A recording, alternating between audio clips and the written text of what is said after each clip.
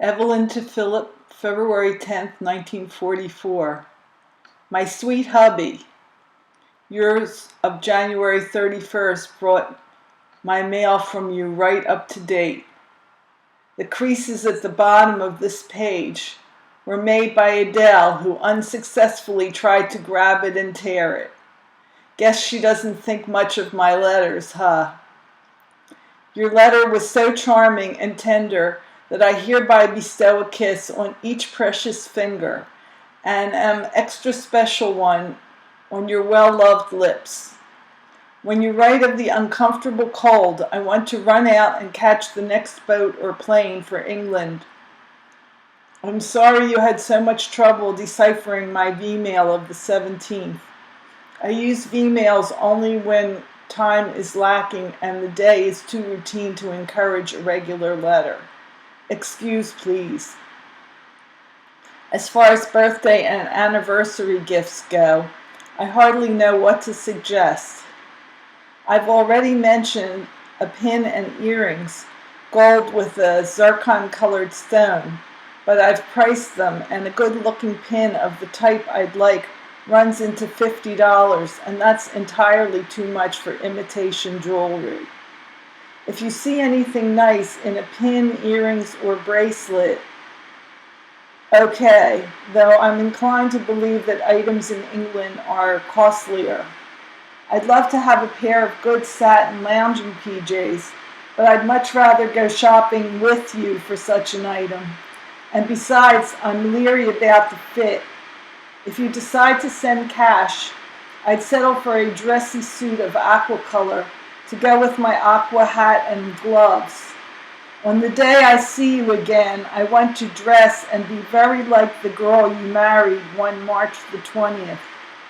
I've shopped around for all items mentioned in my letters and find merchandise as shot, hardly any selection and no quality unless you pay extremely high for it. If I have the money and I can always buy when I see something suitable. However, I've not really come across anything I'd like to buy.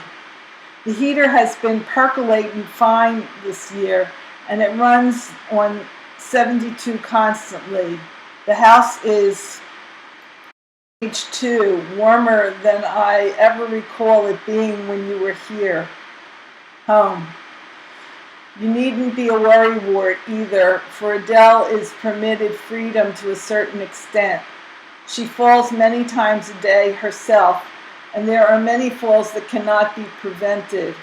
As long as she doesn't really hurt or bruise herself, I'm getting used to the idea that children will fall many times, and that's that.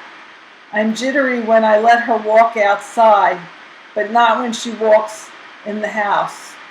I work hard to keep the rugs and sundry immaculately clean to be sure she won't pick up any foreign matter. I have to laugh at a remark Goldie once made, that I rush too much and do too much. Wait till she has a baby to care for. I hate rushing, but if I didn't, Adele and this house would be filthy. I can never accomplish anything without numerous interruptions, which I detest. So naturally, I try my utmost to finish whatever is at hand to be done in the least possible time. Reminds me of your files. Ray bought Adele 6 Hershey bars, and Adele warmed up instantaneously. Ray slept over and went to work from here. As soon as she has the chocolates for me, I'll send off the next package.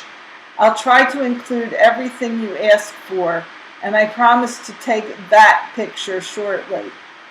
Betty was laid off as the company had been trying something new, and having completed the project, no longer required the services of a few girls. A few days ago, Betty fell in a bus and banged her head when the bus stopped short. Today, the PTC paid off $15. Did I tell you that through my mom, who has become quite friendly with a woman with good connections politically and financially My dad has an excellent opportunity to change his page 3 job. The position in question pays well, day work, with a wholesale furniture house that sells everything from soup to nuts. If the deal goes through, my dad will quit Parkway very soon. By the way, he took your moth-eaten pants to a weaver, and they only wanted $18 to reweave same. He did an expert job on them himself, and that covert suit looks wonderful on him. Miss Hahn called to inform me that my double order of stationery had arrived, and since I intended to call for it, I'm going to work 4 hours tomorrow morning while my mother cares for Adele. My grandmother keeps my mother up all night with her heart attacks. Consequently, they visited a doctor today, and I don't know the outcome. Adele was making believe today. Sarah gave her a clean plate, and Adele made believe she was eating. She would reach out, take imaginary food off the plate, chew it, and repeat. Then she would pretend to lick the plate. I can't get over how she says shh every time she has to go. It never fails for her to pat her cheek when she has made, and this habit is very lovable and cute. She sort of crows when she's especially excited, and she adores dancing. Anytime, any place. She swings her arms as we dance and looks so dreamy. The last few days we've had freezing weather. I don't take Adele out when it is so cold. Mom sent Jakey a Jewish letter, as he said there was a fellow in the company who reads and writes Jewish. I've got a great big yen to love you up, so look out, mister, 'cause here I come, ready or not. I love you so much, Phil. Started out like a lion, but I'm only a lamb at heart. Your Ev. Philip to Evelyn, February 10th, 1944. Ev, dearest, the big news today is that I received your 2 lovely letters of 31st January and 1st of February. But first things first, and I want to explain something in yours of the 8th of January that seemed to puzzle you. That phrase, your lover as always, was one I had never used in a complimentary closing. On that particular evening, I had typed a V-mail letter for Sergeant Trombetti, and he had used that closing. When I wrote my letter, I was stuck for an ending, so I lifted the phrase, hence the courtesy of Sergeant Trombetti. Versteh? Okay. Your letters reach me in such screwy sequence that I don't really know what goes on. Yesterday, your V-mail of the 25th told me that Jack had come in and that you were all going out in Milton's car. Naturally, I could hardly wait for your next to learn where you had gone and what you had seen and how you had enjoyed yourself. So what happens? So today, I receive your letter of the 31st. But where are those of the 26th, 7th, 8th, 9th, and 30th? Do you understand how annoying this sort of thing can be? Don't get the impression, though, sweetness, that I didn't enjoy the letters I received today. Quite the contrary. Your description of Miss America and her amusing antics and her almost mature understanding of what it's all about makes very entertaining reading. You might send that stationery along, provided it's not too wide, like this, nor too heavy. Page 2. You want to know what you can send in your next package. Once and for all, candy! As often and as much as you can send.